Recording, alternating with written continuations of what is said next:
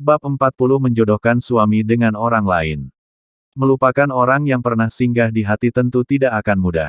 Begitu juga yang dirasakan Sivana saat ini. Apa semua ini memang kebetulan? Atau sebuah ujian yang menguji kebesaran hatinya? Setelah perjumpaan dengan Bima tadi, Sivana mau tidak mau harus mengingat kembali tentang sosok Bima. Laki-laki yang pernah singgah di hatinya. Meski lebih banyak menundukkan pandangannya, tetap saja Ua masih bisa menangkap wajah Bima dengan kedua matanya. Sivana terpaksa menerima bantuan dari Bima karena tidak ada pilihan lain.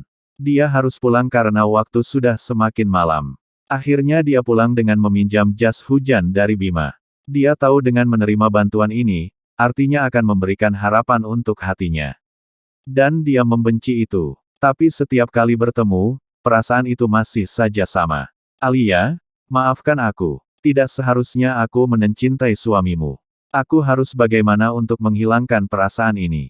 Ucap Sivana dalam hati, dia menangis dalam diam. Sivana tadi lupa menanyakan bagaimana cara mengembalikan jas hujan milik Bima. Tidak mungkin dia menghubungi Bima lebih dulu untuk menanyakan hal itu. Karena Bima tadi hanya bilang meminjamkan dan tidak ada ucapan memberikan kepadanya. Jika dipinjamkan, itu artinya Sivana harus mengembalikan. Sedangkan tadi tidak ada pembicaraan kapan jas hujan itu akan dikembalikan. Sivana semakin bingung. Dia sungkan kalau harus bertanya pada Bima. Sedangkan jika dia menghubungi Bima lewat Alia, dia khawatir hati Alia akan terluka. Saat Sivana termenung tiba-tiba ponselnya menyala dan bergetar. Sivana mengambilnya dan membuka pesan yang masuk ke ponselnya. "Zi, kamu tadi ketemu sama Bima. Bima yang cerita sama aku." Tulis pesan dari Alia. Sivana merutuki kebodohan Bima karena terlalu jujur pada Alia. Tapi bukankah kejujuran adalah modal utama dalam pernikahan? Saat Sivana mulai berpikir jernih, akhirnya dia paham apa yang dilakukan oleh Bima adalah sebuah kejujuran dan keterbukaan dengan istri. Akan lebih baik memang jika Bima yang mengatakan daripada Alia mendengar dari orang lain. "Lia Al, aku gak sengaja berteduh di depan kantor Bima. Maafkan aku ya Al," tulis Sivana. "Maaf buat apa Zi, gak ada yang salah. Aku malah senang kamu bisa bertemu dengan Bima. Rasa rindumu jadi terobati kan?" Hehehe, tulis Alia. Sivana tidak sanggup untuk membalas pesan dari Alia. Apa yang ditulis oleh Alia membuat dia serba salah.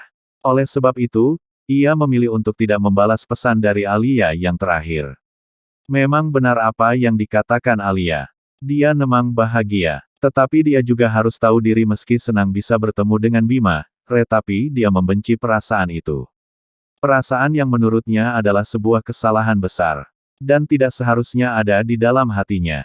"Zi, kenapa tidak dibalas?" "Marah ya?" tanya Alia. Merasa ditunggu oleh Alia, akhirnya Sivana membalasnya. Tetapi mengalihkan ke hal yang lain. "Maaf Al, aku mau istirahat dulu ya. Aku sudah ngantuk." "Assalamualaikum," balas Sivana. "Yah kok ngantuk sih? Aku masih ingin ngobrol sama kamu, Zi." "Ya sudah kalau begitu. Selamat tidur ya. Jangan lupa mimpikan Bima. Kalian harus bersama suatu hari nanti Zi," pesan Alia diikuti oleh emotikon mata berbentuk hati. Sivana tidak mau membalas. Pesannya barusan sudah menunjukkan kalau dia ingin istirahat dan ia yakin Alia tidak akan menunggu jawabannya. Sivana tak habis pikir dengan kelapangan hati Alia. Wanita itu semakin hari semakin ingin menjodohkan dirinya dengan Bima. Meski Alia memaksa sekalipun, Sivana tidak akan mampu untuk melaksanakan apa yang Alia inginkan. Dia tidak ingin menghancurkan rumah tangga orang lain, meskipun ia tahu memiliki Bima adalah harapan terbesarnya sejak masuk kuliah. Sejak mereka berada dalam satu organisasi kemahasiswaan yang sama. Siapa sangka jika dia dan Bima memiliki perasaan yang sama. Dan itu baru diketahui setelah semuanya terlambat. Sakit memang. Tetapi Sivana memilih untuk lapang dada. La tahulah salah jika sampai sekarang dia tetap merasakan perasaan yang utuh terhadap Bima. Walaupun masih ada rasa cinta pada Bima, Sivana tidak ingin menambah kesalahan lagi dengan merebut Bima dari Alia. Itu yang dipikirkan Sivana sebelum dia beranjak tidur. Ponsel Sivana kembali menyala. Padahal dia hampir saja terlelap, tetapi dia juga penasaran. Karena ada nama Alia yang tertera di sana. Entah apa yang ditulis oleh Alia kali ini. Rasa ingin tahu Sivana pun meronta-ronta. "Zi, Kata Bima, jas hujannya besok tolong dikembalikan ya. Biar aku saja yang mengambilnya, tulis Alia. Oh iya Alia, mau kuantar kemana? Sivana akhirnya membalas karena memang itulah yang mau dia tanyakan pada Bima. Besok saja sekalian makan siang ya. Aku tunggu di kafe dekat kampusku. Tidak apa-apa kan? Soalnya aku kan tidak bawa motor. Jadi kamu yang nyamperin aku ya. Baiklah, kafe apa namanya? Soalnya sudah lama aku tidak ke sana, ke kafe Seroja aja Sivana.